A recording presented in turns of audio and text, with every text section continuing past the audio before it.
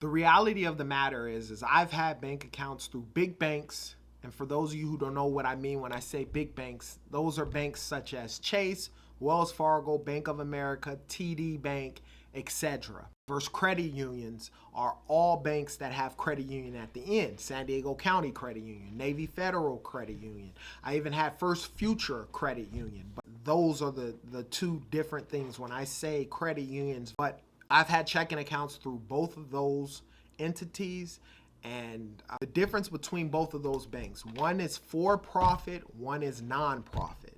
Now, for profit basically means that you have to pay taxes on your net income. Non-profit typically means you're exempt from income taxes. The big banks are for profit, the credit unions are typically non-profit banks.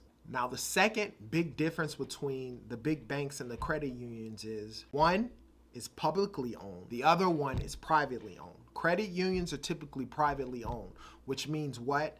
That either private investors own it or the actual bank is owned by its founders or management. Versus publicly owned company either gave up a certain percentage of the company or a large percentage of the company was publicly traded. They had an initial IPO, and people like myself, anybody can go down and buy shares. Like for Bank of, or let's say for Chase Bank or Bank of America, I believe you can go right on to the stock exchange and you can buy shares of that company. You become part owner of that company as you buy the shares.